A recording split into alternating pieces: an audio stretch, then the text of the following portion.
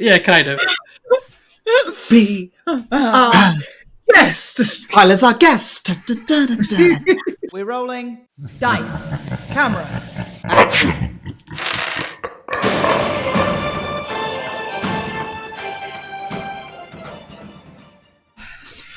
Hello and welcome to the BBEG Podcast, where today we are discussing BARD, all the charisma, uniqueness, nerve and talent one class can simply possess.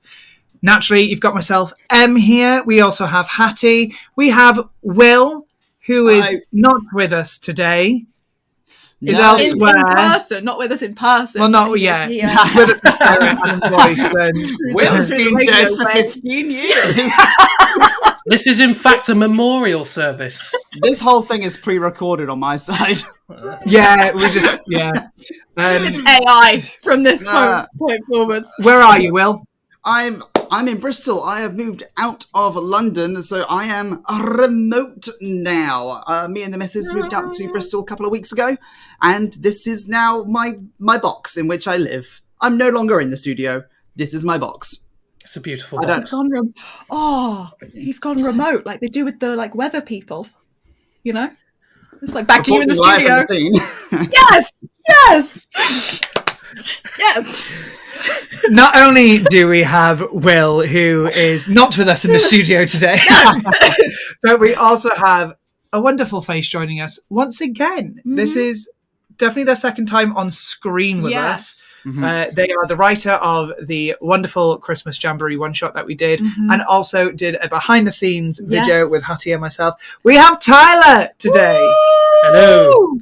Oh, thank you. How you doing? Thank you. Welcome. You do my ego wonders. Thank you very much. You doing all right? Yes, I'm happy to be here, and I'm happy to talk about everything Bard, because I love Bards. They're fucking great. Which What is a perfect. coincidence. Because we always open up each discussion with a sort of personal connection to a class, whether it's someone's first ever class character that they ever played. So, Tyler, I believe the connection is with you. Yeah. Oh, okay. Well, Bard is it was not my first ever class. That was a fighter. But Bard was my first class that I kind of connected with properly. It was I'll be honest, it was a bit of a self-insert, but it definitely stopped being that after a couple of sessions. But yeah. Was this the Bard that played the mini campaign that me, you, and Ebbs did with Gary? Oh, yes. I would like to point out this Bard shot me in the back with, what was it, Thunderwave, as we went up against some sort of skeletal snake thing, and reduced me to 0 HP, and then Tyler just went, "You're fine." In my defense, you walked in front of me, and I was already playing Thunderstruck. You knew it was coming. Anytime he cast his Thunderwave, it would be Thunderstruck. Yeah. Okay, I like it. But yes, that's where the love of Bard started. Obviously, a Bard in real life, and then a Bard in the game, and then I've fallen in love with them ever since. I either put them as NPCs in my campaigns, or I have multiple just on standby in case any of the games that I'm playing in one of my characters dies. I'm like, no worries, here's a Bard. Here's one I made earlier. Here's what I made earlier. I like how you made that point with NPCs. I actually do think they're great NPCs, especially if you want to get a story moment getting on. It's what I did for a character that came out of Will's character's background. Yes. Who was someone from your backstory. Yeah, they were a bard. They were in a tavern, you had to hunt them down. And I just think they're great for a bit of versatility within a group. Just to... Because they can be great in great areas, or they're just so good at just sitting in the middle and going, I can do a bit of everything. No. So especially if the dreaded moment comes when the party's like, oh, we're going to split up, and you need someone to kind of fill a little bit of a void, I think Bards are great for that. So if there are people going, oh, we need a magic user, you got a Bard. Or if you need someone who's a bit sneakier, but the rogue's going into the party, I mean, they're kind of handy that way. It's literally in the Bard features, you get Jack of all trades. Yeah, and that summarises the Bard. Jack of all trades, master of none. That is me to a You're a pretty good comedian, thank you. Failed comedian, but yes, thank you. You roasted Em's birthday. Yeah, that was Well, I had many years of material to build that up. I've been writing that for many years. I mean, I'm not sure if it's a feat to say I'm really easy to roast. Why? A lot of trauma. I'm a mess as a human being. And I think they're the two main things that just make me... You're very susceptible to vicious mockery. That's why you like being a bard. Yeah. Yeah. Fair. No, I think it's really good on the NPC. So I put a bard in my campaign that related to Emily's backstory, one of our friends, and it was... You could just have fun with it, because whenever he would get up in stage to perform at this gala, the names Will chose for it's this one, isn't it? The name. Yeah, it's the name. But whenever they got up on stage, they would like play a different song, and I'd literally connect it to my Bluetooth and just play. I put on "Is it too late now to say sorry?" When But the background. This has nothing to do with the bard itself. This could be any class, but I'm just proud of it. Proud of the pun. So he went by a pseudonym, like his performing name was Nicholas Itall, and he's a thief. Shorten that, it is Nick Itall. That is it. Wow. As soon as I said that after the session. We didn't see it. This boy comes in, goes up to Emily, like tries to like sweet talk her character, all of this. All of us girls are like, nah, we've had it. Red flags, let's go. That was a real girl power moment. It was a real girl. Because all of us are sat quite close around the table, and we're all like, Emily, this is what you should do, because you're also a bard, so you can like outperform him because you're like better. It's a bard off. It's a bard off. And like all of this, you can see through all of his disguises, and we're like, yeah, girl, don't fall into his traps. Woo! Because he's really charismatic. And then at the end, he like steals a bunch of stuff and like comes out as like a con man, and all of us are like, we never saw this coming. His name's Nick Itall. The thing I loved most about it was the fact that I didn't get to play him at all. When I got to the key moment. So I did like the whole setup. It was a heist. Did the whole setup with this guy trying to steal in the basement. Kill him. The next session starts off with combat with the BBEG, this bard, and one of the mining owners of the thing. And what does Jordan do? Whole person. I didn't make one wisdom saving throw that entire thing. I made an NPC with a backstory that related to Emily's backstory. Didn't get to play him in combat at all. Yeah. Welcome to DMing. And then I grappled him, and then Emily killed him. I was that was so how that annoyed. went down. It was brilliant. Did you guys go murder hobos whilst I was away? Yes, pretty much, yeah. This is what happens when you're away. We're like, sometimes you just need to lay out the system. You just need to kill an NPC. But to bring it back to Bard, I was really looking forward to playing a Bard in combat, because they can do everything, because they are charismatic, they can kind of like stroll into any situation and kind of get away with it with their charisma. I was really looking forward to it. I didn't get to do a bloody thing. So I'm going to have to play a Bard in my next campaign to make up for it. Yeah. To be fair, I've never played one. No, me neither. So there we go. There's something for the list. Yeah. So as we like move on in terms of like our discussion, we always talk about, to put it bluntly, like a class summary, where they fit within the party, the sort of roles like tank. Obviously, Bard's not a tank, but like tank, healer, inquisitor, that striker, that sort of thing. Tyler, like, where do you think they would sit? Anywhere. Bards are they're broken. They are the most versatile class, I think. Yeah, because all you really need is your charisma high, and then you can put your stats wherever you want. So you could have, I mean, I've seen on the internet someone had a clown who was like a strongman clown. So he was a bard, but he had really strong constitution and strength. So like he did like the strongman circus performer. You can have the sneaky, very much like Nick Itall. You could have very sneaky kind of bards that kind of steal from you and they kind of go behind your back. You've also got the kind of a little bit like Prince Charming from Shrek 2, who could be like a fighter bardy thing, because obviously you've got different schools, you've got your colleges, which obviously I imagine we'll touch on. But those kind of massively increase the versatility of the class. So, I mean, you said a bard couldn't be a tank. A bard probably could be a tank. Maybe not Fair. solely as Bard, but maybe with a multi-class. But they are very, very Like a versatile. secondary tank. Yeah, possibly. In that Yeah, sense. Yeah. No, I get Yeah. what you mean.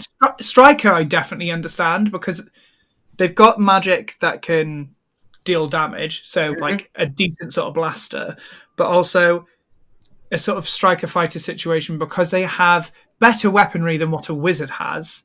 Yep. With a higher health bar as well. Only slightly. Slightly, but you do it in the right way. And they get some basic armor, whereas a wizard gets a robe and 6 hit points. Yes. What do you mean by striker? I've never heard that term. Is it literally just up front? I think there's 2 ways to say it. I always go striker as someone like a fighter who can get up front and just like slash away. Yeah. And bards have that ability, especially when they pair their decks with like something like a rapier that does, I'm pretty sure it's a 1d8 damage. And when they are nimble, because they're classed as, are they classed as light weapons or I think they're finesse. That's the one. That's the word I was looking for. The martial finesse. Yeah, and then you can add your dex on top, which is what obviously not all bards, but what a lot of them would use. Yeah. So if you've got a high dexterity, you're kind of laughing, and you're kind of matching a fighter with a short sword. Easy. And do they get any utility kind of spells as well? For example, like wizards, mage armor, stuff like that. Because Oh yeah, they get like mending. Obviously, I think mending is a massively underrated spell. Massively. Yeah, obviously they've got vicious mockery, which I know everyone knows, but that is a great little cantrip damage dealer. That's really good, and also allows you to have a bit more fun in the game.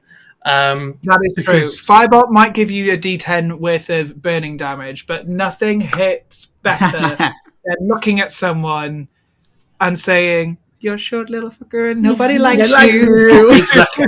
Yes. Yeah. No, they have a lot of good spells, and also, again, I know we'll touch on it, but the colleges, I think College of Law allows you to take spells from other classes. I believe. Oh, shit. Yep. I think that's right, because I've definitely got 1 or 2 College of Law bards, and I've definitely got 1 or 2 spells that aren't bard spells. They're like other class spells. But yes, they have a lot of versatility with them, both being, like, say, a striker up front fighting, also being in the back healing. They're great for support. They're great for damage. They're great for everything, really. But it's that. Although there is that phrase of jack of all trades, master of none. Yeah. You do, to an extent, have to focus in a little bit, but not entirely. Yeah. So you could say, I kind of want to lean more towards the damage route. That's fine. You can do that, but you do need to. You can also branch out, but you kind of have to make some kind of a decision. But depending on how nice your DM is, you might be also able to test out and go, I'm just a bard. I test things out. That's fair. And on top of all that, without a shadow of a doubt, they definitely suit the face role of the group, which is always like, oh my god, yeah. So because paladins fit face, but in a very different way. Yeah.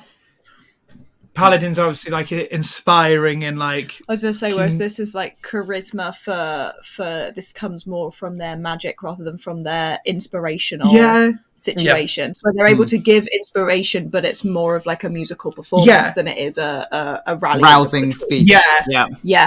But also because they are that performative, they can use it to their advantage in terms of being deceptive and persuading people, not always for the best of intentions or reasons, but so it works in so many facets, and I think that's what makes them very interesting and intriguing to play. Yeah. I think we have kind of summed up the summary, unless you think there is something that we're missing, Tyler. This is your area. No, I mean, I think a good way to describe what you were building on what you guys were saying about being the head of the group, the leader of the group. To put it in context, if you were to go do a black market deal, if you wanted to intimidate and possibly scare the person into giving you the goods, take a paladin. If you want to probably get those goods for cheaper, take a bard. Yeah. Yep. Yeah. No, I agree with that. Have you seen that? I think we all know the thing. Strength is how hard you can throw a tomato. I think that's a good way of doing it. If you want cheaper, take a bard. If you want it free, to take a paladin. If you want it free, steal take it, a rogue. take a rogue. Yeah, true. Yeah. Scarce I wanted to But give then- you things. A bard can be pretty slippery as well when it comes to that. Slippery. Like, Actually, saying that, Dob from Oxventure, he's a half-orc bard. Not something you'd put together, but don't half-orcs get intimidation bonuses? Yeah. oh, Yeah, which is it's not a normal thing. You think charisma-based, and we'll touch on that next, but tiefling, +2 to your Riz. yeah. But he's gone half-orc, and it's ridiculous. He is strong and acrobatic, but also deceptive and persuasive. He's built a weird-ass class, but it works. I mean, why not? Yeah. Now, touching on what you just said, Yes. on in top of terms that. of Creation. class creation. So we always give basic examples of what the PHB kind of guides us to, but we also talk about other options because, let's face it, it's D&D. Just because a book tells you this is the best and easiest way to build this class to get the most out of it, doesn't mean that's what you have to do. If you have a vision for a character and you want to build it that way, you build it that way. Yeah. So we talk through what the PHP does offer and tells you or steers you towards, but also some other options to consider. Yeah. So if you look at it, you're creating a bard, charisma is always going to be your highest stat. Yeah. Now, as Tyler just mentioned, your second best stat is basically going to depend on the direction you want to take it in. I would probably say most people go for dexterity just to make them nimble and have that agileness. But like you said, if you're going to have that sort of strong, like that muscle circus person as your bard, you're probably going to want strength instead. Yeah. Yep. Yeah, I think Dex just allows you a lot more versatility. Without I getting, agree with. without getting Yeah. too meta-gamery, it's only athletics that's modified by strength. Where Yeah. if you take a dex build, that's going to affect more skills. Yeah. Yeah. Ooh. And because Dex can also work for a bard's melee Yeah. attacks, you're better off going down that route anyway, in my opinion. Yeah. Yeah. It's one of them. When I'm messing around taking classes or I'm just making characters on D&D Beyond, I really just avoid strength unless it's needed. So if it's a barbarian or a fighter or a paladin, I don't really go for strength because it only affects one of my skills. It's super metagamery. But if you're building a bard, that's really something you have to consider. Do you want to? Yeah. Fair. Nice. So if you were going to pick a race, and kind of we'll get into what you typically go for in a second, there are several ones that are maybe a little bit out of the box if you're looking at maybe not focusing completely on charisma as your highest, just for a separate look at things. So you have like Dragonborns, which give you +2 in strength, which only affects one of your stats. Yeah. But if that's the way you want to lean, that can be where you want to lean, and gives you a 1 in charisma.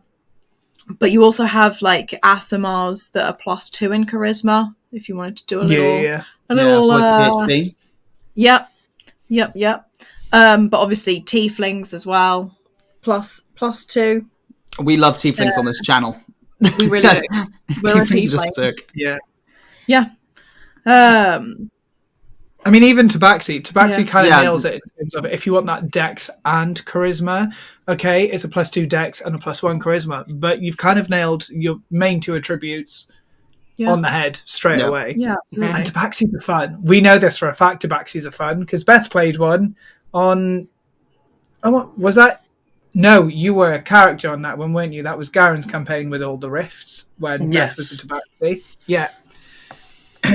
Yeah. I think it's interesting down here. So, Hattie wrote the notes for this one, gave us like quick notes. Drow. I wouldn't even think of a drow to do a bard, but that would be quite fun. +1 to your charisma, but that is just off the beaten track enough that you can make a backstory from that somehow, and that'd be because it's not the first elf I think of. So, how did this elf from the Underdark become a bard? What is there? I Maybe it's mean, like even Lolth needs a court singer at some point. Like, goddess of the Underdark, and not a single tune in sight. Maybe he was like Underdark, like some kind of ritual drummer. Boom, boom, boom. There you go. Something like that. There's some cool What is backstory beyond these there. 2 notes? We'll never know. Oh my god, I have a symbol as well. I mean, Drow are like incredible for backstories because they're just like, because of the whole society that they come from. Granted, obviously, it might be different on whatever your DM chooses, but like as rules written PHB standard stuff, their society is really interesting. So a Drow Bard, like, I mean, I wouldn't jump to Bard as the Drow's first class. It would be, you know, your rangers like Dritz or your fighters or something like that. So yeah, no, that would be quite fun. You may have given me an idea there, I'm not gonna lie. Oh, there you go.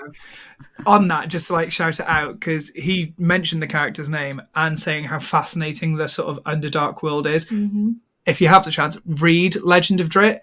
I'm not saying read the entire series. It's a 36-book series. Oh, wow. But okay, I bought the first one in lockdown, I think after we just started our first ever campaign. Yeah. Then realised what I got myself into. But the in-depth descriptions of what their systems were, what their like culture was, I thought it was really cool.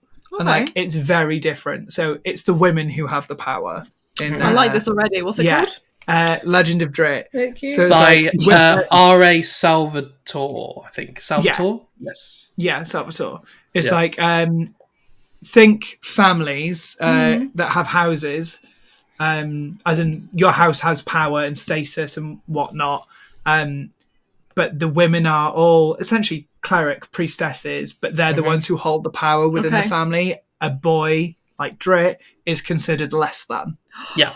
A matriarchal system. Yes. Let's well, go. it's Loth, isn't it? Oh, yeah. Loth was like, bitches in charge. Yeah.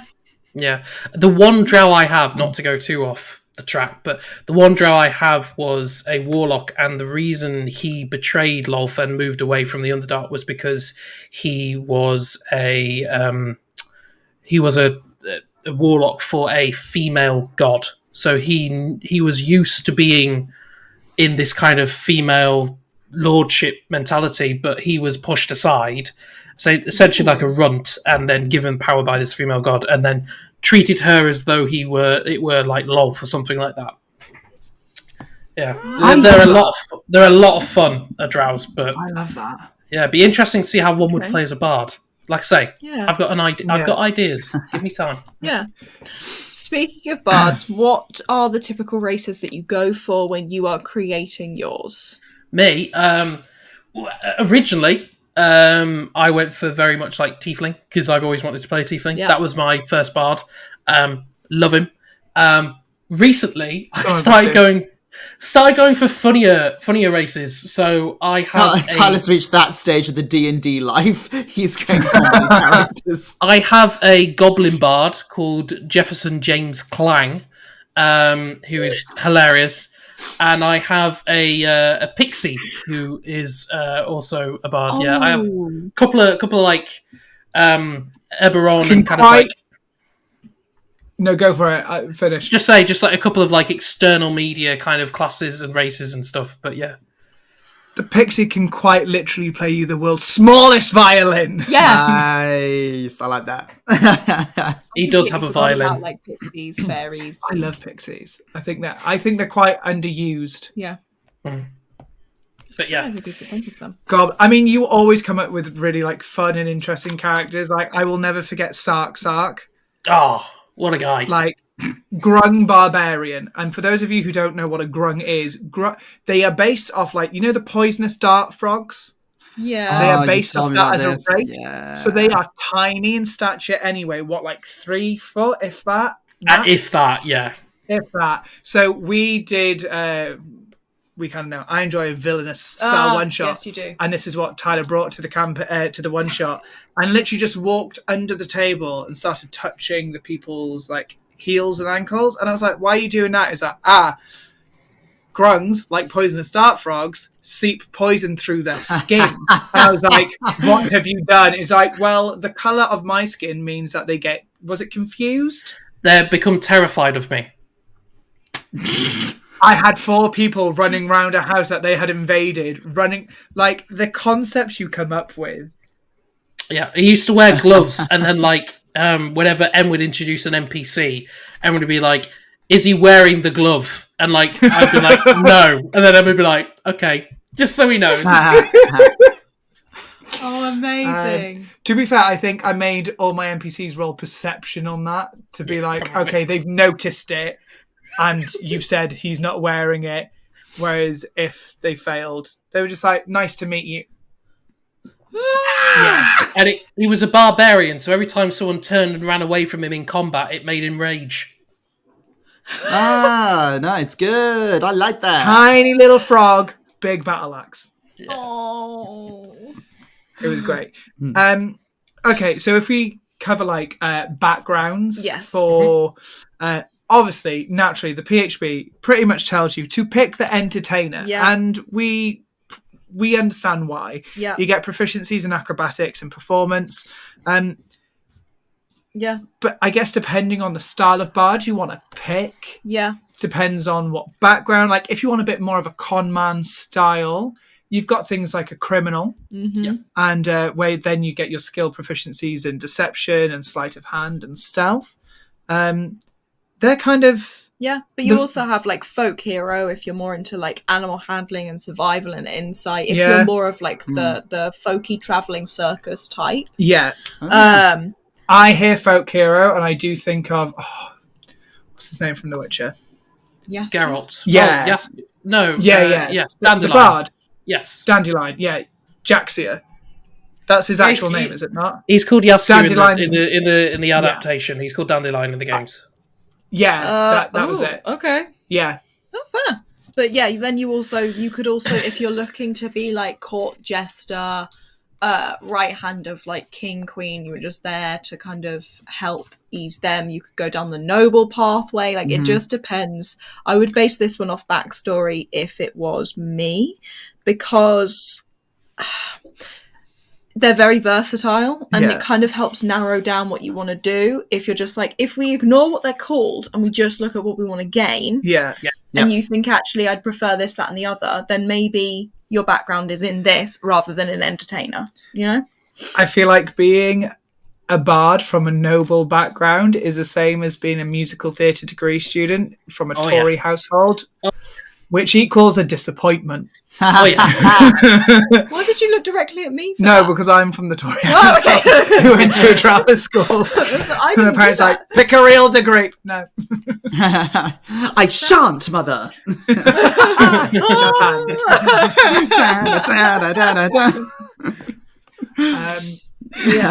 love how everyone on this right now is a performer. Just and we're discussing bards. It's just chefs. This is our bread and butter. Yeah. Sure is, baby. I think that's really good, actually. I've never thought about doing background via backstory. You're right. And especially because Tyler said so versatile, that will help narrow it down. That's such a good point. Such a good point. Any other background? What sort of backgrounds have you picked for your, if you can remember them, for your bards in the past? Of course I can remember them. Most of the time, entertainer. I've gone heavily towards spy, criminal spy for some of them. But that's mainly because, like you say, it developed off the backstory more so. But it's kind of the class. The background kind of further develops the kind of bard you want to have. Mm-hmm. So that's kind of where I go from it. 90% of the time I just go entertainer, because it just allows you to it's kind of a nice easy in for a bard, but obviously like you say, you can tailor it to your backstory to make it match and thematically fit, as it were. So I just pulled up, I literally just Googled on my second monitor, D&D backgrounds for IV, and there's one from Acquisitions Incorporated called Celebrity Adventurers Sion, and you get skill proficiencies in perception and performance, disguise kit as well, 2 languages, a set of fine clothes, and a belt pouch containing 30 gold. However, underneath that, you get a feature called name dropping. You have, and have met a number of powerful people across the land. Imagine just dropping celebrity names as a bard going, yeah, I work with Bowie. Like, I think that'd be quite fun. Bowie the gnome, yeah. I think that'd be quite a good one. Never heard of it before, but you get basically everything from you would need from that's cross between criminal spy, celebrity adventures Sion from Acquisitions Incorporated. You get stuff from criminal spy with the disguise kit. You get your performance and perception proficiencies, and then you get a lot of nice little bits as well. Nice. I would love that in a campaign setting where you're going around dropping these names, but like you're not allowed to reference real. Well, I'm not saying you can't reference real names, but in a world that you don't know who is a celebrity and this person's going, oh yeah, Jessie J, like Noah, and just watch the room go like, oh yeah, amazing, like just to see what people's reactions. I love her alchemical research papers. She gave a really good talk on the difference between like warhammers and hammers. I would just love to see how many actual like names you could get in and just see what people's reactions would be. Yeah. I think if I was a bard, I would change why they were a celebrity. So like you'd name Bowie and and I would just like tie them to random things that they're not in any way related. Freddie Mercury, the greatest politician of all time. You're the greatest politician of all time, yeah.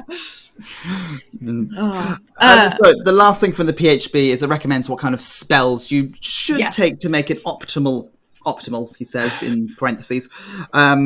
Bard says dancing lights and vicious mockery cantrips, along with the following first level spells: charm person, detect magic, healing word, and thunderwave. Now I think they're all banging spells. Great choice. But like we said at the start, build it how you want, because this is optimal bard. Choose whichever spells suit your backstory and where you've come from as a bard. Campaign. I will say one thing though. If vicious mockery isn't in your cantrips, are you really a bard? Like that's my only one. Like who hasn't picked bard so they can insult someone? I mean that final 8 Mile rap, that's just vicious mockery all the way through. I mean, fighting an old red dragon and just like throwing insults at it. I mean, it's perfect. You've got the wizard that's like trying so hard to like kill it, and all the others are like really putting in their effort, and you're like, your breath smells like egg, and it's like, you're so ugly. When you were born, the midwife slapped your mother. It's like, the rogue behind, like, yeah, fucking got him.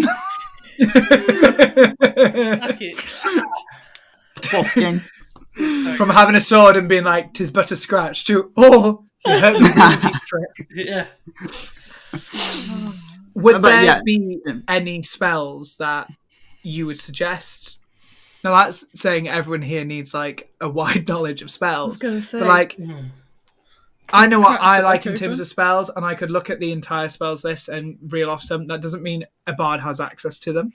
I think personally, whenever I have a bard, they always have mage hand. I think it's a great cantrip. I think Mage Hand was good for any situation. Exactly, it's very versatile, so it matches the bard's versatility. You could have a bard that uses the Mage Hand to play a guitar. You have the bard that uses the Mage Hand to help pick a lock while they're stealing something from someone's pocket. It can be used in a lot of ways. Obviously, DM permitting. I know that one cantrip I had for my campaign, specifically because I knew this was going to be a moment I had to communicate to Emily individually, cantrip message. Yes. It's good for anything. That's any class that can learn it. Useful. But I picked it for storytelling reasons. So good as a bard to just wind people up with. There is that. Everyone's trying to get to sleep throughout the evening. You're just like, Barty, I know what you did. I love that. I think one that I'd also consider would be minor illusion. Yeah, definitely. I'm not saying you have to have it, but like if you're going to consider a few swap in and swap outs, I do think it's, especially if you want that sort of trickery style bard to be like, oh, what's that over there? And then like runs off or whatever. Yeah, I mean, a good leveled spell as well is Tasha's Hideous Laughter. That's a really good one. Yes. It's kind of a development on Vicious Mockery, kind of. Obviously, it has different kind of effect, but it's, obviously if your Vicious Mockery is very much roast style humor, or like you're making jokes at someone else's expense. It kind of it's quite fun to put that in. But yeah, thematically, because I used it for one of my sorcerer characters before, but they have access to it. It's dissonant whispers. Yeah. And just because you've got vicious mockery in the sense of you hurl an insult, dissonant whispers like it is echoes of whispers that go into this person's mind and cause a psychic damage. But I'm not like, I would do that from the vicious mockery standpoint and be like, you know, your mother never loved you as a child, that sort of thing. Whoa. Because it's psychic, it's Jesus. emotional damage. You get what I mean? Like, I just think it's a clever play on a theme. Yeah. And fun.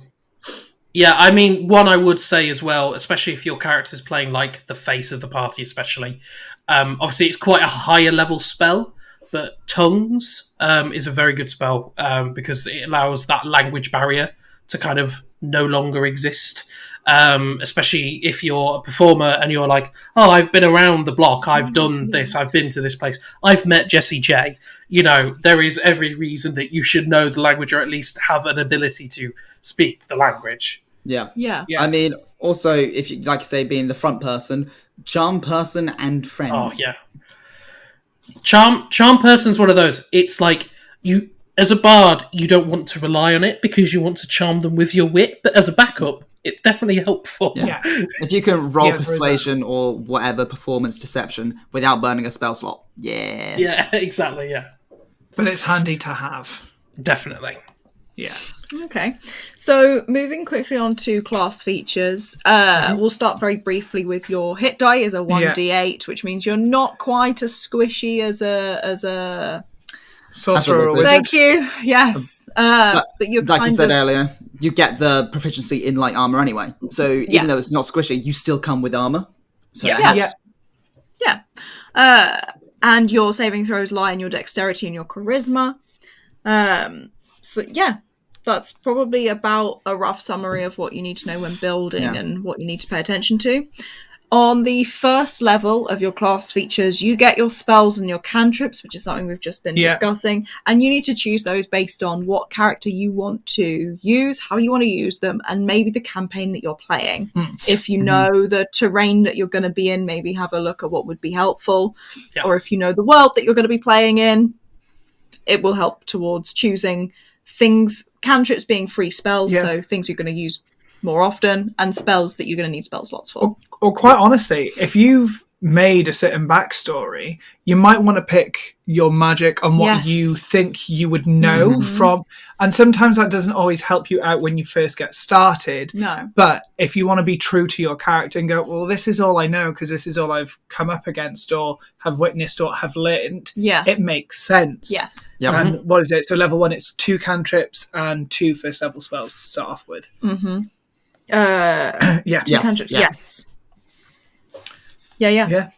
At level 2, you get Jack of all trades and Song of Rest. So Jack of all trades, you add half your proficiency bonus rounded down to any ability check you make that doesn't already include your proficiency bonus. Honestly, absolute madness. Yeah. One of the most broken things in the game, but it works so well. Yeah. But it makes sense that it is for a bard. Yeah. Like, they are that charismatic and follow themselves that they will bluff themselves through any skill check because they are that cocky to do so. My life. Every musical theatre person I've ever met. Yeah. I can hit that note. That was aimed at myself. But I think Song of Rest you also get at level 2 is just so bloody handy. Sorry. It's just your soothing music or helps revitalize the wounded allies during a short rest. If you or any friendly creatures who can hear your performance regain hit points at the end of the short rest by spending 1 or more hit dice, each of those creatures gain an extra 1d6 hit points. Just if you're taking a short rest, I want another 1d6, so I play Wonderwall. You're welcome. Yeah, it's especially helpful when you have more squishy party members. Yeah. Definitely. I don't remember you whacking that out in our campaign. I refuse to confirm or deny this statement. I was a blade singer, so I was squishy. Squishy with armor, but squishy. I think it's the phrasing of that took me out ever so slightly. What? The whacking things out during the session. I was like, help me. I couldn't do that in front of his sister. Because it was me, Tyler, and his sister playing. Oh, okay. So this is the Context. Yeah, context was needed for that one. Yeah. I'd mentioned it before and referenced where that character was from. Anyway. That hit dice goes up as you level up. So yeah. It's good. It's good. At level 3, you get expertise, which is where you can choose 2 of your skill proficiencies, and you are proficient. Your proficiency bonus is doubled for those skills. I mean, you can't go wrong with that. Yeah, you absolutely can't. However, I don't think I've ever, in your campaign, or playing with Tyler, or even when I was asking people for roles in my campaign, never asked for a performance check, I don't think.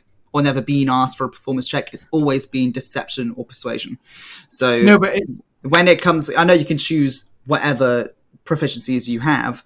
I wouldn't choose performance for expertise. Oh, I get what you're saying. Never been asked for it. I would choose something else for my proficiencies. It's very situational. What would you class as a performance, though? Huh? As DMs, what would you class as a performance check? What would that encompass? Because I can't think of. We've had a few, haven't we? So I mean, got in front of a room in one shot to try and make their way in as a band. Well, pretend that they were a band. Was this the one shot Garen did? Yes. So we were pretending that we were a band to get into like this goblin orc hideout situation. Something daft like that, yeah. Yeah. So we had to roll a performance check to make try it look and like instruments we had never played before.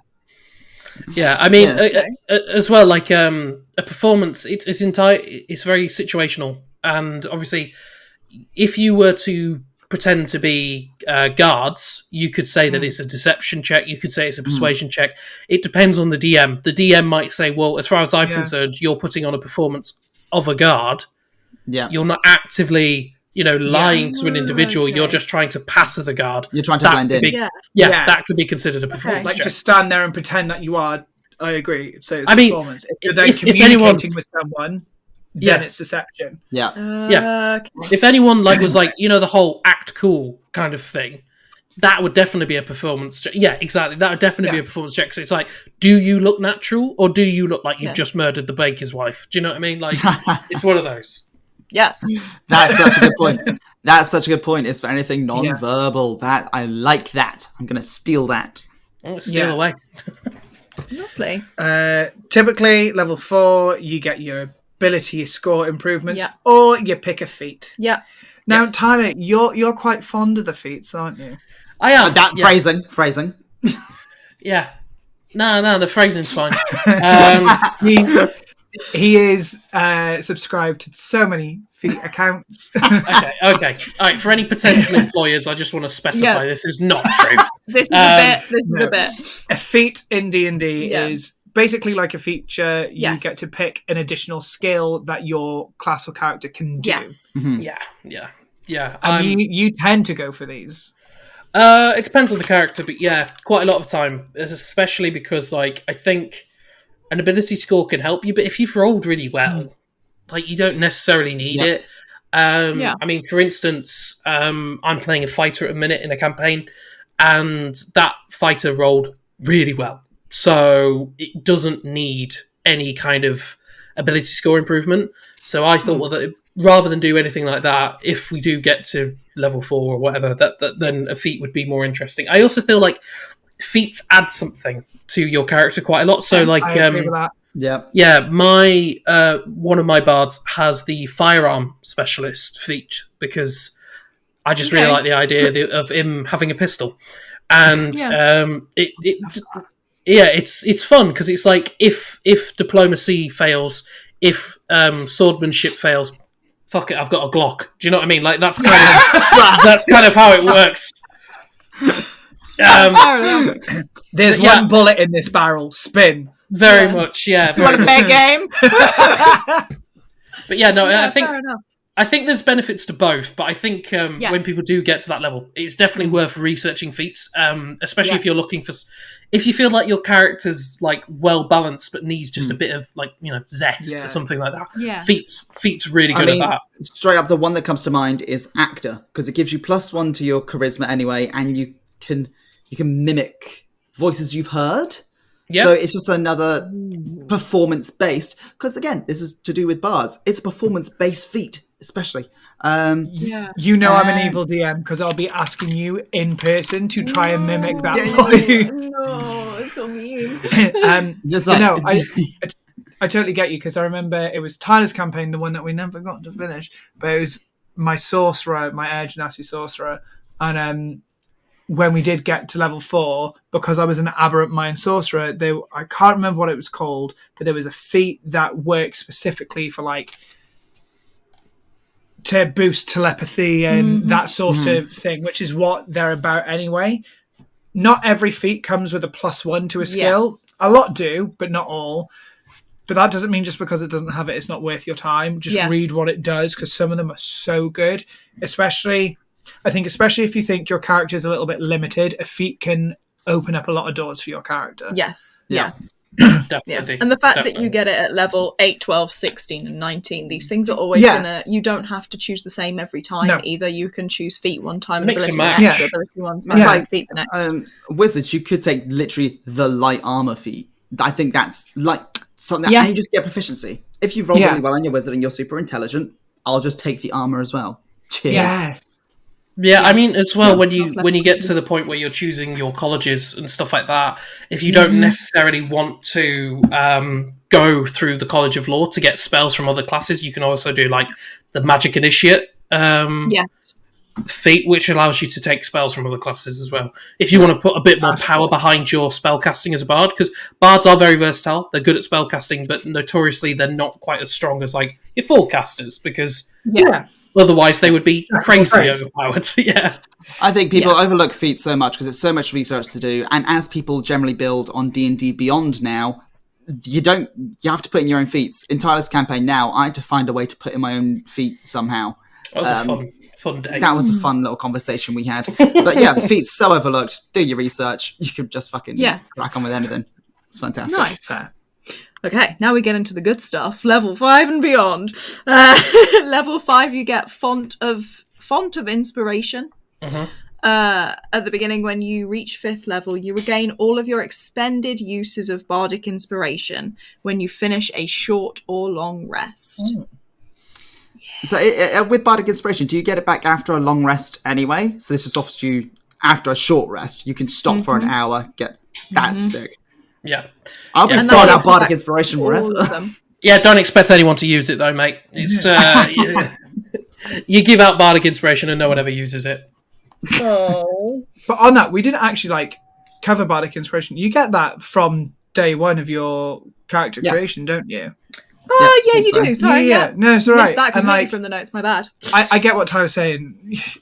People don't always... Either the player doesn't always remember to hand them out, or people get given them, and then I'm going to hold off for it when I need it. And by the time they're like, oh, yeah, it's ran out because they're time limited.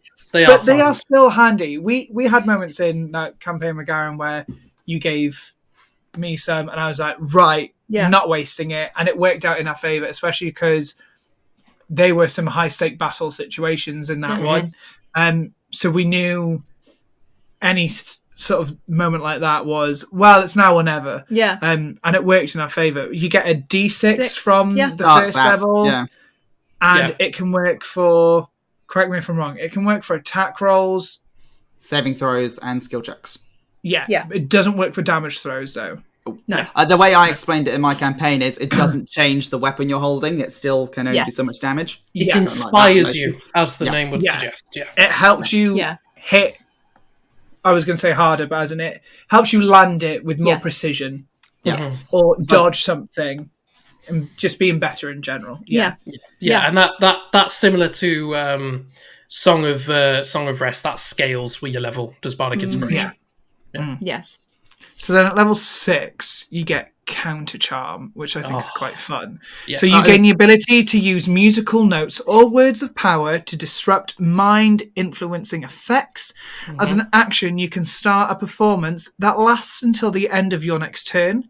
During that time, you and any friendly creatures within 30 feet of you have advantage on saving throws against being frightened or charmed.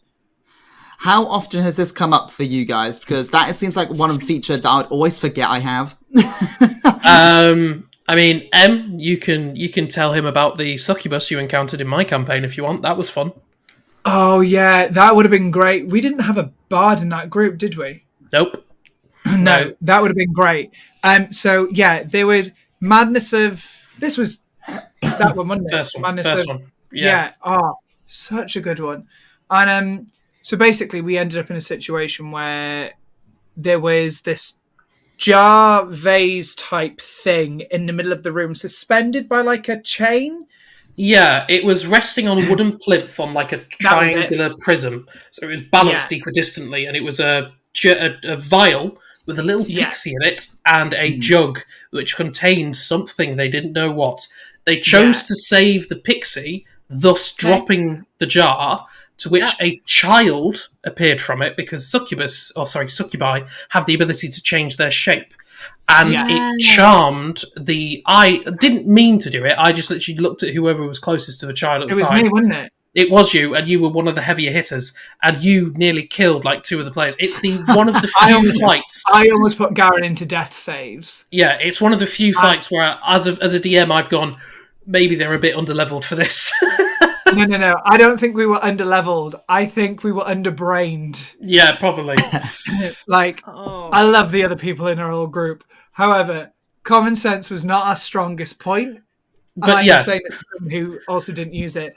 And I was taking chunks out of them. And I also can't tell people what to do because that's then metagamey and defeats the purpose. I maybe spent 5 turns being controlled until I finally got a wisdom save strong enough. At that point, Garen was already outside on some steps trying to heal his life. No one was going near him. Because people were like, we need to defeat this. I was like, someone needs to go and help him. Yeah. I mean, it's one of them. Counter charm is a really useful tool to use, but it's more useful as it is given at level 6 for the kind of higher level enemies. So, like I may be incorrect in this, but I think some vampires do have the ability to charm. Some, like, there are other, monsters in the monster manual and further reading beyond that have the ability to charm. So it is useful, but again, the Bard is very situational, but very versatile. Yeah. But there are spells that you can have to help with stuff like that. So in that sense, again, they're higher level. So you're not really coming across those monsters when you are level 1 or 2. No. Apart from maybe you might get the odd one who can cast charm, but not as a full-fledged feature to that actual stat block that goes, they are there. They will charm you in a second and you are screwed. Yeah. But yes. Yeah. Okay. Level 10, you get Font of Magical Secrets. So by level 10, you have plundered magical knowledge from a wide spectrum of disciplines. You choose 2 spells from any class, including this one. A spell you choose must be of a level you can cast, as shown. There's a bard table in the PHB. You should definitely check it out when creating your character. The chosen spells count as bard spells for you and are included in the number of spells that you can cast. So Fireball! It's just adding to that versatility. Like I say, because the Bard is the Bard spells, solely Bard spells are great, but they're not the best for heavy healing, heavy hitters. They are jack of all trades. So having that extra, just that little bit more kind of really pushes you into that kind of I am a threat to be kind of because at level 10 of being a bard, I feel like you're not doing like weddings and like pub gigs. At that point you're selling out arenas, so I like that. I think it's also as well when you're thinking like campaign wise and characters interacting, if you're with full casters, maybe you'd be like, oh, the wizard, can you teach me something from yours? And you spend a long rest learning that spell from them, so you can make it a bit of role play as well. for this You as can well. it can work very thematically, yeah, definitely. Bards are good for their scaling working thematically because, if you practice anything for an hour a day, you're going to get better at it. So if you are practicing an instrument for an hour a day, you will always get better at it, unless you have some condition in which you can't. But for the most part, you do. Yeah. So Yeah. That's This so also interesting. continues on to level 14 and 18. Yeah, So. you just get 2 new spells just keep going. again, and can learn them. The 2 additional spells can be from any classes. And that happens at, as you said, level 14 and level 18. That's so mental. you also get to Wow. choose 2 new skill proficiencies. Mm-hmm. You have proficiencies and expertise have 2 more. That's broken. Wait, at 14 and 18, you choose 2 more at each level. Yep. That's cracked. I mean, when you get past level 10 with any class, it is always a bit like, this is insane. But yeah, bards do kind of get to that point where it's like, chill out. Do you know what I mean? Well, we were saying this because obviously, this is near the end of our series where we've covered quite a lot at this point, and there are some classes where you look at the high levels and go, monk, no one loved you. Yeah, like warlock, where they kind of just forget towards the end. But then you have druid and this, where it's kind of like towards the end of after 10, it feels like you got new writers in the room and they were like, what if they can do this? Like druid, was it level 18 or 20? One of them can level 20 has unlimited wild shape. Yeah. And 18 can cast spells while in wild shape. Yeah.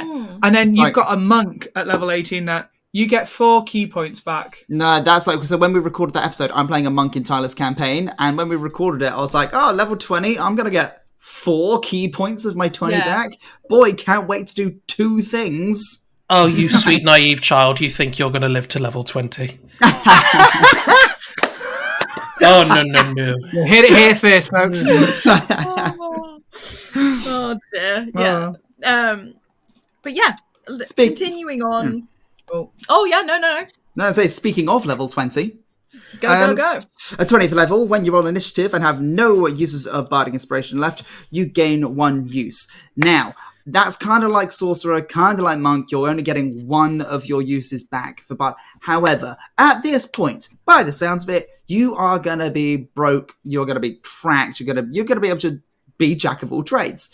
So one extra Bardic Inspiration, along with a whole party of level 20s. Do you need it? Not really. Also, you're all good. At that point, a Bardic Inspiration die is a D12. Oh shit, that is good. So 1 D12 to, your abilities and stuff like that. At a crucial moment, exactly. that could come in handy. Oh okay, no, the BBEG. Luckily, I have this Deus Ex Machina die. Let me just roll that. It's basically that's what it is.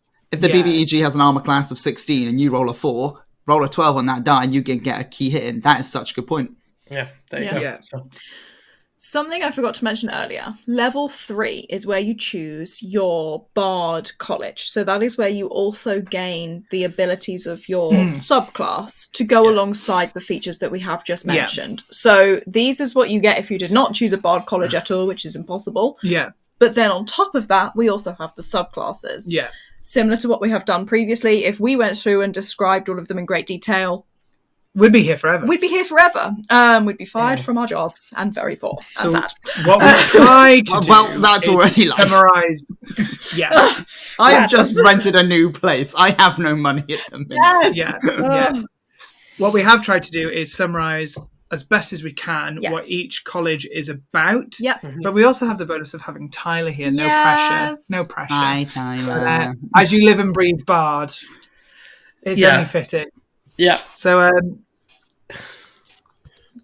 if you would like to, you can kick it. Is it College of Law that you are a fan of?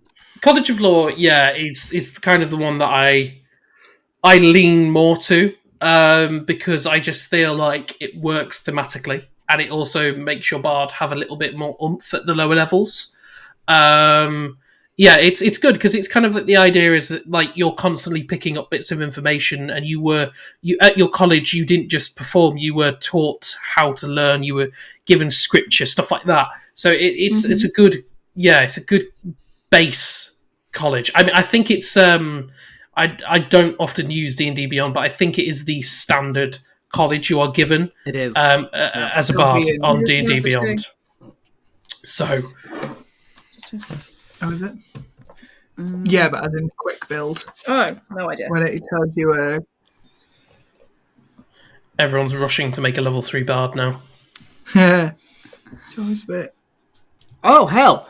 I mean, I just looked up, like, the proficiencies. Bonus proficiencies. When you join the College of Law at 3rd level, you gain proficiency in 3 skills of your choice. Have some more proficiencies. Oh, yeah. Bard. Yeah. Bloody hell. Jack of all trades, right there. Yeah. Yeah. Yeah. That's got to be my that's highlight of this college. Just 3 Yeah. proficiencies. That's mad. Yeah. After that, you've got College of Valor. Yes. So, like, it's a bard. Bards of the College of Valor. They're ones who inspire. They tell the tales of the victory and the success to inspire the other people to become heroes. It's like you join this college, like we said, at level 3, and you gain proficiencies with medium armor, which is handy, shields, and martial weapons. So there's already a bonus in there. I like the fact that this is where I'd say is your bard that you hear in games of like The Witcher and whatnot. Yes. It's like, toss a coin to your Witcher, all that sort of stuff. It's like they're telling tales, and that's the reason why most of them travel anyway, so they can write new... Yeah, so they can have muses. Yeah. No matter the ending, they want the story to favour them and their coin, not the actual outcome. If the person died, the people don't need to know. I mean, who's played Baldur's Gate 3 here with Volo? When you still haven't played it, my guy. I have been on tour. Yeah, you've been a busy boy. There's a bard called Volo, and when you save a camp, he goes, "Oh, so tell me about the dragon that was there." And you go, "Well, there was no dragon." "Oh, no, there was a dragon." And it's like traveling, like I say, you're trying to earn that coin. This is the guy who wants to tell the biggest stories, the best stories to inspire, and sometimes you must lie. Yeah, it's not lying, it's embellishing the truth. And at level 14, I think this is the one, it's an aspect that I really, really like. It's same with Eldritch Knight and it's Blade Singer from Wizard, where you can extra attack, and one of those attacks can be a spell. So you can get the best of melee and magic with this class. Oh, I love that combination. It's really just... So you can get the most out of your character. That's what I love about it. Yeah, it kind of leads slightly more into the magical side, whereas College of Swords is kind of more martial. So they kind of, they're kind of much of a muchness, but kind of they also like they lean more one way, lean more the other way. Yeah, totally with you. So then we start to branch out of the PHP, because out of the entire book, there's only 2 schools for a bard. Whereas, like, you look at, let's compare Wizard. Yeah. Wizard had So 8 schools of magic to pick from the get-go. Druid has, like, maybe it's the same amount of circles, like 8 flipping circles to pick from. But only, like, No, but in the PHP, mentioned in the PHP. It's the moon and circle of... Well, as in, you say circle of land, but then land falls into like 8 subcategories. Oh, that's right, and you get the spells.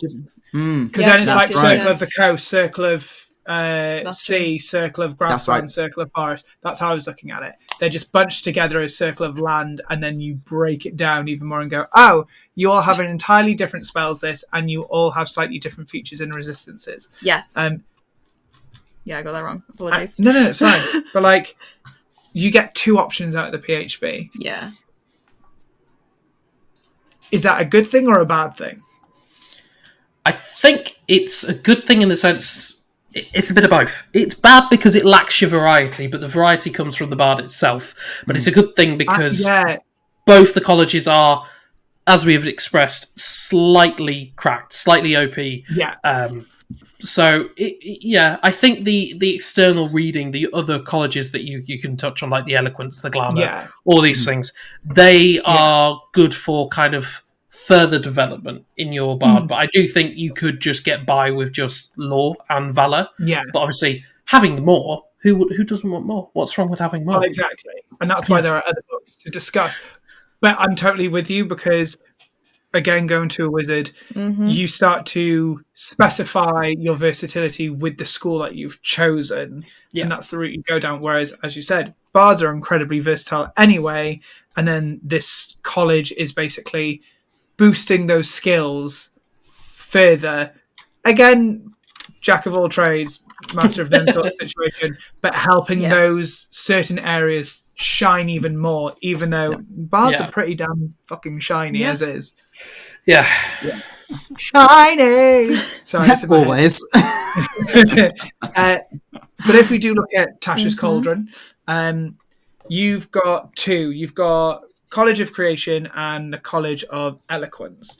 So if I just start off with College of Creation, it's like the bards believe that the cosmos in work of art, the creation of the first dragons and gods, their creative work included harmonies that continue to resound through the existence today, a power known as the Song of Creation. The bards of the College of Creation draw on the primeval song through dance, music, and poetry. These are your muses. Yeah. These are your muses of Hercules, goddesses of the arts, framers of heroes. Yeah. Sorry, I get carried away whenever Hercules comes up. Hey, it's come to the West End. It's coming to the West End, Chief. Yeah, it is. And I think it's a fun one. Yeah. Especially if we look at bards, how I guess society and films have depicted bards. It is a muse. It's that sort of setting. And I love how... Is it that the one that also fits into the mythic Odysseys of Theros? Ooh, possibly. Because I know one of them do. Yeah. And that makes sense because Mythic Odysseys of Theros is based on, like, it's inspired by Greek mythology and mythologies in general. And most mythologies have some sort of creative side or a god that represents, and then a smaller subgroup being like the muses and whatnot.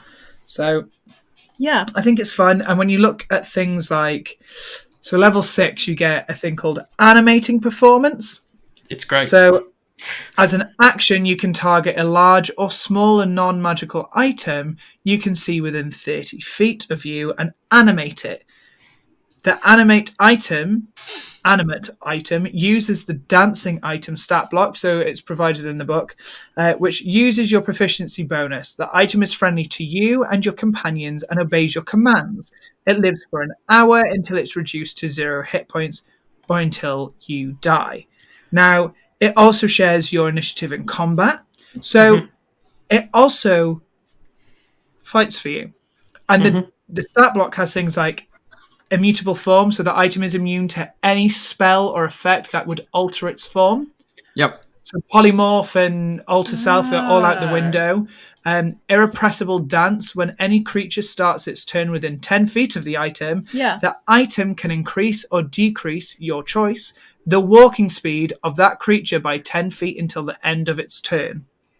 So if it's an ally, that's really handy. Yeah. And if it's an enemy, that's also really damn handy. Yeah, think the furniture in Beauty and the Beast, but like... That's what I was... Is it like Chip? Yeah, kind of. Be our guest. Tyler's our guest. But I just pulled the stat block up here, and also, Force Empowered Slam is their attack. 1d10 plus proficiency force damage. What? Slam.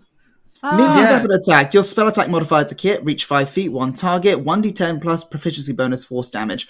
That, it could, like you say, it could be Chip, a teacup, 1d10. It could be something so small and minute that if the enemy doesn't see it, and then you decrease their walking speed, so like, just don't do anything, just stay still. Yeah. Just stay still. Just cast on a pebble. We're going to David and Goliath this shit. Exactly. That's weird. I enjoy that. Okay. But there's the. Go. No, sorry. There's the only two in. Is there only two in Tasha's? In Tasha's, yeah. Wow, I thought it was like, because I did scroll down to the bottom of the notes, so I was like, there's 3 in Xanathar's, there's only 2 in Tasha's. Interesting. That's not a lot of Bard No. that comparative to other classes. There is another one in crumbs. You've never said that before. I've never heard you say that. Ravnikar's guide to It's Van Richten's guide to Ravenloft, I believe. Yeah, that's the one I'm going for. Van Richten's Guide to Ravenloft. Yeah, which is something else. Which is spirits. Yeah, which is obviously, as the name suggests, quite spiritual. And then you've also got 3 more, I think, in Xanathar's guide to everything. Which we're going to cover. Very quickly, the College of Eloquence. Go for it. So you are a Master of Art and I'm not going to manage this. Oratory? Yes. Oratory. Nice. So you're able to blend and use words to your as your superpower, basically. A blend of logic and theatrical wordplay, winning over skeptics and detractors with logical arguments, and plucking at the heartstrings to appeal to the emotions of audiences. So wordplay. You are Shakespeare. You are standing up there. So College of Creation are the MT students who just do a bit of everything, and College of Eloquence are the straight acting students who think they're better than you because they understand Shakespeare when no one else does. I understand Shakespeare. Oh, well, yeah. Give me 2 weeks and I'll get it. But you should have done straight acting. But yes, Eloquence He can has got sing. some, He's got a great... Eloquence have got some good skills. Silver tongue and unsettling words, definitely worth looking up. Definitely. Yeah. What I am enjoying about this is because got the new D&D coming out next year, isn't it? D&D 1? Or is it end of this year? But they have included BARD things like you can be a dancer, and I'm imagining they're going to help you build to be an acrobat and stuff like that. Yeah. It's nice that they've taken all the things that these expansions have given the 5e BARD and went, there's actually more to a BARD than a guy who plays the lute. I think I'm going to enjoy reading BARD. BARD in D&D 1. Yeah. Well, I really love what Tyler said at the beginning, being like, when you think of like a circus, and every sort of member of a circus troupe is in some way a bard of a different college or a different variety, like be it strength-based, the acrobatic being very dex-based and whatnot. Like, I do think that's exactly what the epitome of a bard is. Yeah, definitely. So the fact that you can hey, this guy, this character's a poet. I'm like, fantastic. Yeah. That's a different aspect of a bard. Just strings to the bow and that. I'm really, really enjoying these subclasses. Really enjoying it. So then we move on to Xanathar's Guide. Yes. And this is where we cover glamour, swords, and whispers. So if we look at glamour quickly, this is where the College of Glamour is home of bards who mastered their craft in the vibrant realm of the Feywild, and we know how much Tyler enjoys the Feywild. Under the tutelage of someone who dwelled there. So essentially, your magic is coming from that sort of realm, and I love that because I played a ranger who was Feywild touched, or however it's classed as. And so their performances are stuff of legend. They're eloquent when they speak and sing. There's just so much to them. Because they come from the Fae, I'm imagining their magic is quite trickstery and can be either there to deceive or there to actually be quite beautiful even. Yeah, kind of. I think again it's all textual. It depends on how you want to play it. I mean, personally speaking, I think glamour is the best out of the two from Xanathar's Guide. Okay. I feel you on that. But it's not my favourite. My favourite is swords, but that's just down to personal choice, I think. Okay.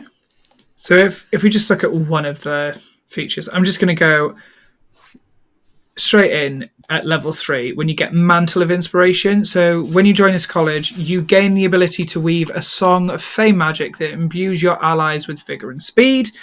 As a bonus action, you expend 1 use of your bardic inspiration to grant yourself a wondrous appearance.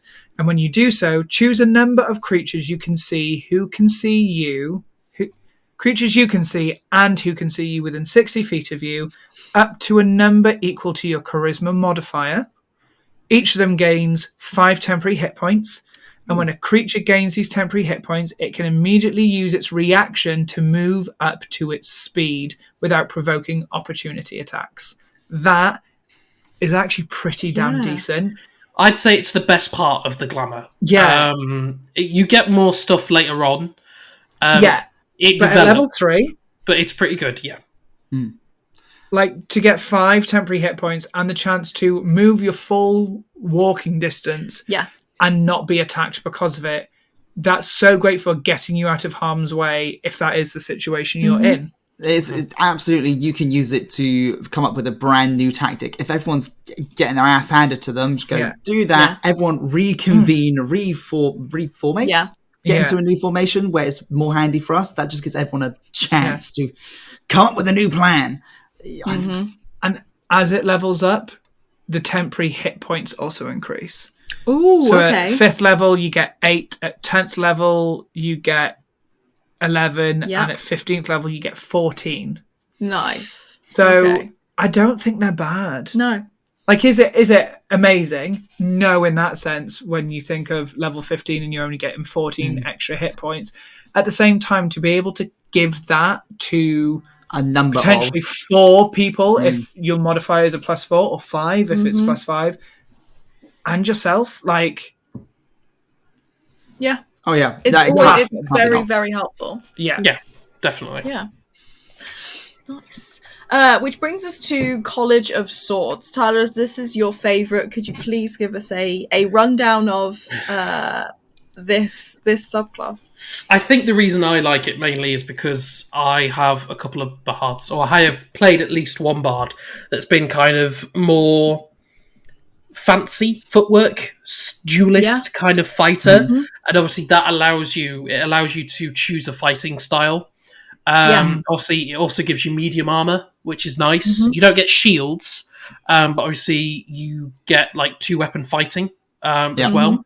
So you can kind of play around with it. Like I say, this more leans where Valor has like a bit of magic. This more leans towards the, well, I have 2 swords. My spell is another sword kind of thing. Yes. But I think it does lack, especially later on in the levels, it kind of lacks a bit. Okay. But I think the issue you run into with the colleges for the bards is obviously College of Law and College of Valor. They kind of do the job. So when you add more stuff to them, it works. But obviously you are kind of either developing slightly on what already exists, or you're kind of recontextualizing or introducing new mechanics which don't always necessarily land as well as like College of Law. But I personally have like a special place in my heart for College of Swords just because of the way I've personally played it.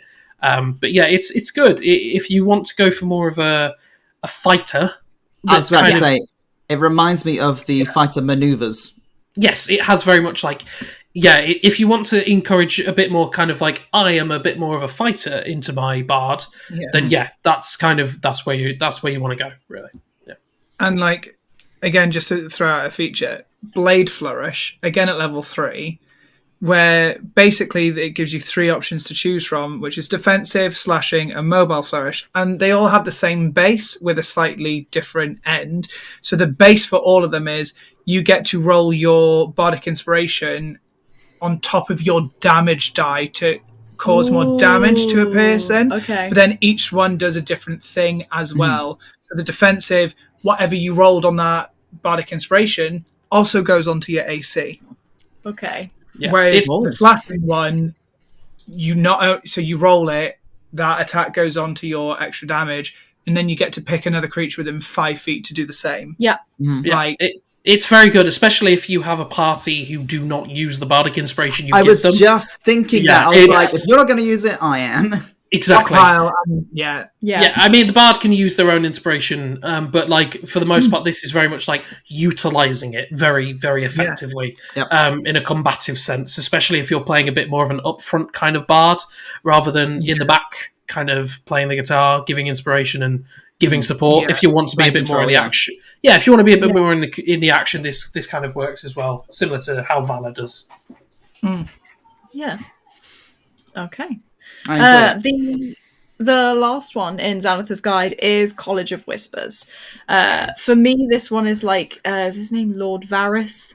In Game of Thrones, very much dealing in the Well, secrets. where he knows everyone and he's that's very accurate. Yeah. You go along and you act like normal bards, and you are welcomed as normal bards. You can perform, you can sing, but in the background, you're doing a little listen and you're being a little sneaky, and you are you are currying favor through the secrets of others rather than through your performing. It can work as both, but that is mainly what you are doing. You're sneaky. A little bit sneaky. Yeah. I think definitely... Go for it. I think that if we had more expansion on our campaign, Hattie, I think this is what Emily would have chosen, because her backstory was she was almost a black market dealer. She would steal things, sell them on. She was the fence, essentially. Yes. So I think she would have chose this as her background. I think she would have chosen this as well. Yeah. College of Whispers is in a similar way to, like how I said, like it lacks similar to Swords compared to Glamour out of the three of them, but it has some really cool features. I mean, my favorite is Words of Terror. It's really cool. I've just been looking at. Yeah, it's a really cool one. Basically, it's kind of like it's almost like the twins in The Shining. You know, the "Come play with us, Johnny." Yeah. It's innocent. But it is scary. It's kind of like you have this ability to kind of allow terror and insidious nature to seep through like seemingly innocent words. It's kind of like the "I know something about you that you don't know," or like the "I know what you did last summer" kind of thing.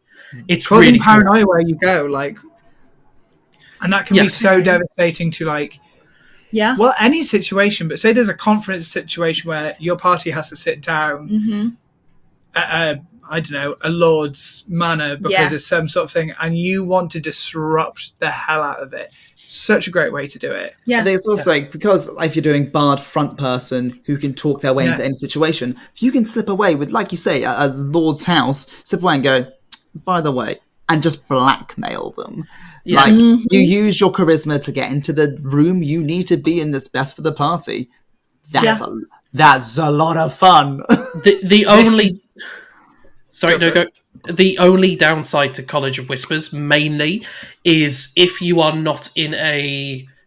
not heavily, but if you're not in a role-playing campaign, if it's more of a dungeon crawl, or it's more combat-focused... You're not going to get much use. You're not going to get a huge amount of use from it. Obviously, it can be used. Obviously, if you want to use College of Whispers, go, be free, climb ladders, jump walls, do what you want. But it is very much like for the political Game of Thrones intrigue-y kind of campaigns, I think. It is the facier face out of Bards. Yes, yeah. So if you do kill my fighter in your campaign, Tyler, I think I'll take College of Whispers. Thank you very much, because I think that'll be quite useful. Because there's so much RP in our games. Yeah. Good point. Oh, brilliant. Okay, that brings us to pros and cons in our personal ranking. So...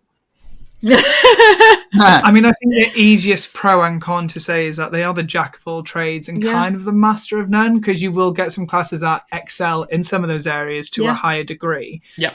But there is no class who is able to cover such variety to quite a high standard, especially when you have the extra proficiencies and the extra expertise being thrown in.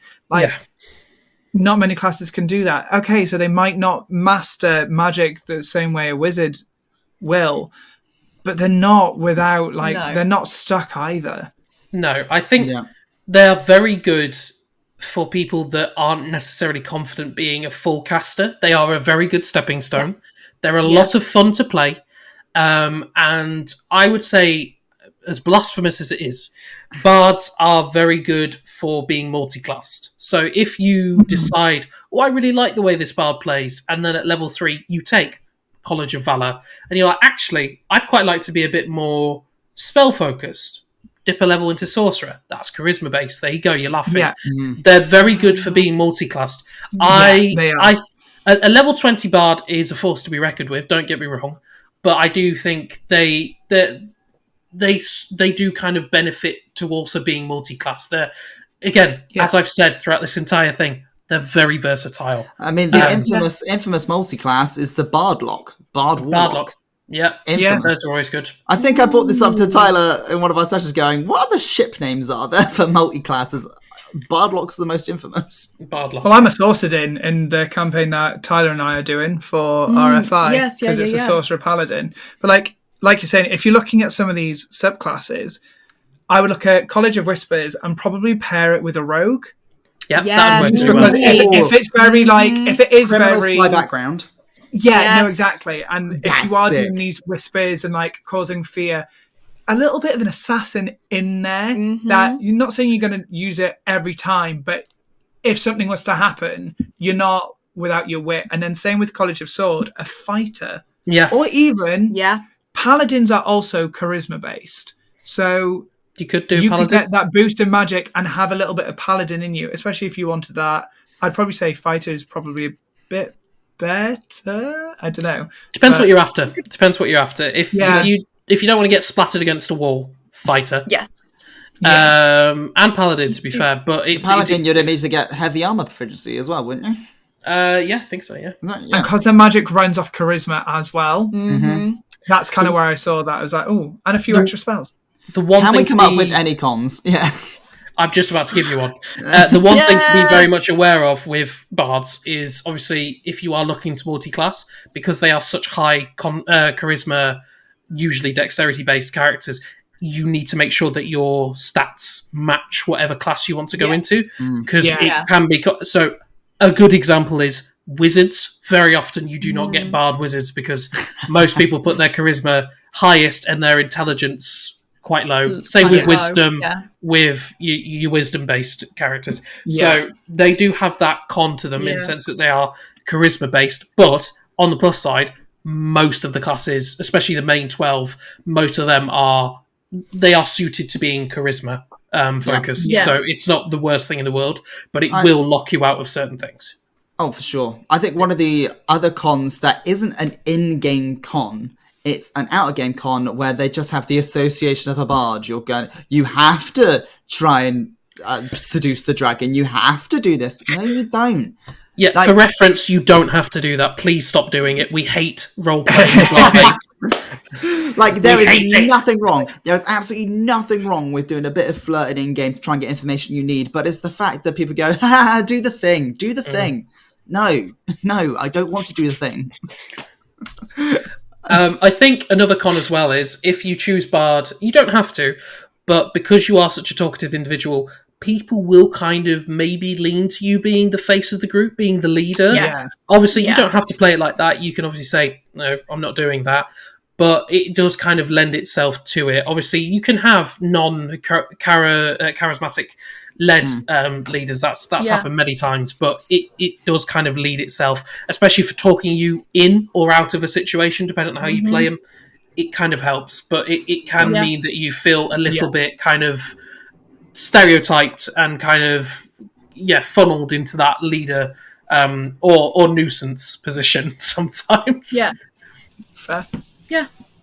Okay. That if anyone has any more, No, speak I now. I think really it's time for ranking. Yeah, I think it is. Tyler, as our guest, we would normally rank we rank our classes out of the 12, 1 to 12, on what our favourites is, what we'd most likely to play, things like that. As this is your first episode with us, if you have your 12, brilliant. But I'd like to start with where your Bard currently sits in your ranking. Bard is joint first for me. Joint first. Joint first. May I ask, is this from nostalgia or from actual gameplay mechanics? Both. I enjoy the Bard. Right. Having been a trained Bard myself, I enjoy it.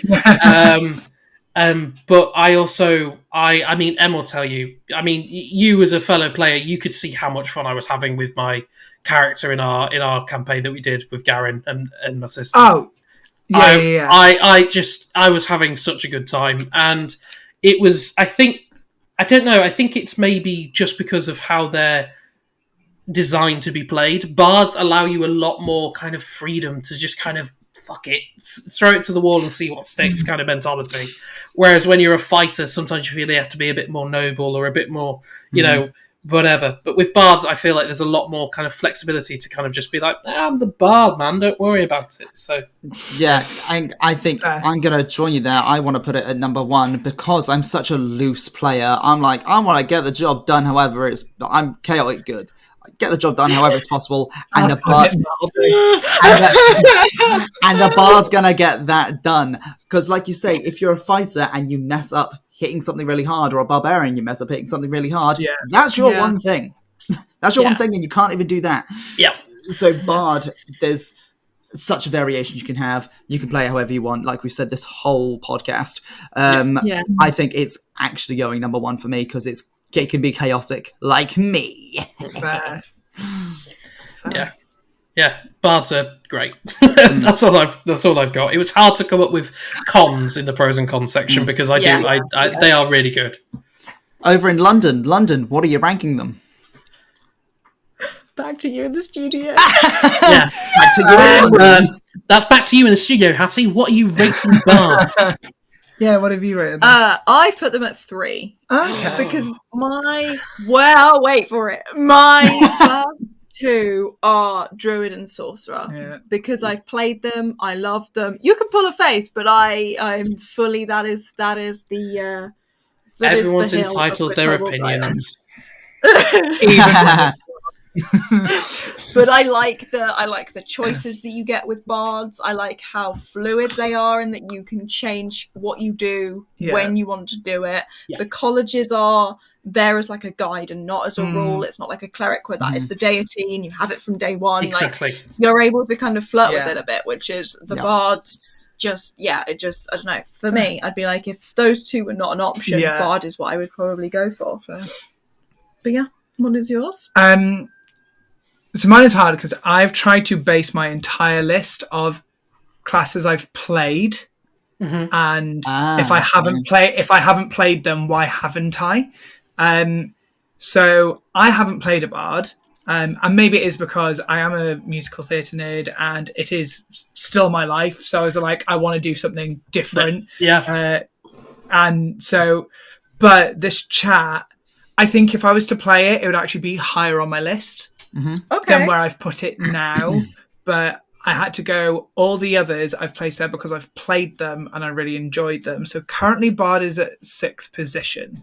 Oh, I think you would love playing a bard. I think Bard would jump right up if you did it. But you all know me, and like Bard is basically my life. Like same as Tyler. You do vicious mockery when you don't even need to. Like, I just think Bard is for you, and that is why I had a roast for my birthday. That's why you had a roast for your birthday. Like if I go down my list, Sorcerer is first because even though everyone knows how much I love a wizard, Sorcerer is what feels most like me. I don't think I'm an intelligent person. Not to sound cocky, talented, because we all are, because we all trained and did something creative, and you have to have talent for that. Not everyone, but like then there's Druid, which is my second. Then I have Wizard. Then I've got Paladin and Cleric, and then Bard. I think by the end of it, I could actually possibly swap out, maybe even Wizard for. Oh, you love Bard magic. That's why Sorcerer is up top. That's a good point. And Bards are still magic. And Tyler saw me in his ever first campaign, knowing how much I loved ended up being a fighter, even though everyone in the party was like, why have you made this decision? You are the magic man of the group. You understand it all. So when the other magic users were confused, it was me as a fighter going, it just works like this. And fighter is at 8, but that's just because everything else I enjoy is magic based so much. So, but I've not played a bard, so I had to put the others up top because I've played them. Yeah, I mean, I implore most people, even if it's a one shot, just give the bard a go.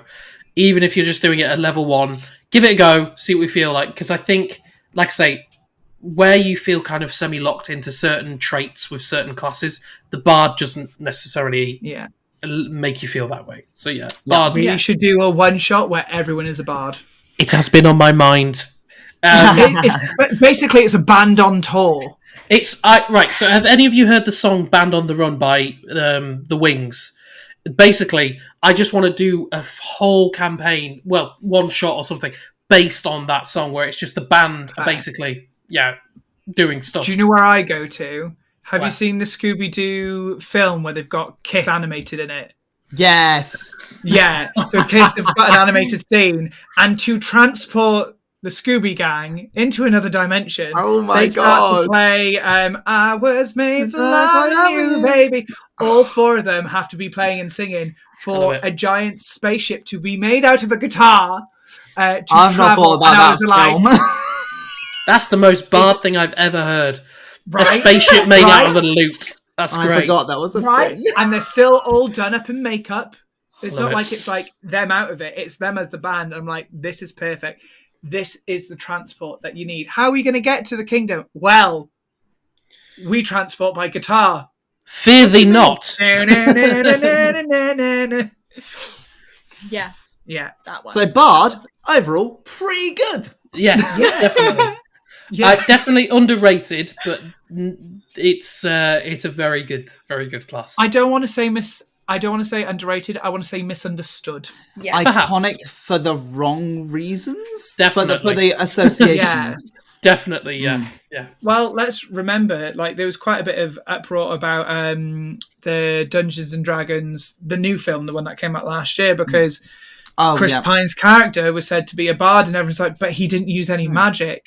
But if you look at the film, he is giving inspiration to people left, right, and centre as he goes, because he's always the one chatting like, you can do this, and people went, well, the bard doesn't mean you just have to use your magic. Yeah. Chris Pine's, I think it was Edwin. His bard is a very good example of a non-bardy bard. Like, he doesn't sing that much, but when he does, it rouses the spirits, or it distracts the guards, or you know what I mean. It's a very good example of how not to be super magic focused on this half caster, because half caster does mean it's not a full caster. It doesn't have to just do solely magic, and I think that it shows a good versatility of it. And also, just because we didn't see him wave his hands around casting something like you see the sorcerer or the druid wild shaping, doesn't mean he wasn't using charm in a scenario when he was talking to people. You don't know. Do you get what I mean? Like, subtext. Yeah. Yeah. Because the whole point is, you're not meant to know that a bard is charming you until it breaks. Yes. Well, Or it comes to an end. Yeah. So, yes. But yeah. Do you want to sign us off? God, man. Oh, while we're here. Thank you so much for watching. Please go and check out any other classes whilst you are, I don't know, on our page, I guess. While you're there. You can find us on you can find us on TikTok, Instagram, Facebook, X, for all of our social media. You can also listen to us on Spotify, Amazon Podcast, Apple Podcast. When this comes out, maybe Google Podcast, but it's changing. We don't really know what to. Please go and watch us on YouTube. That is where you'll be able to see our lovely faces.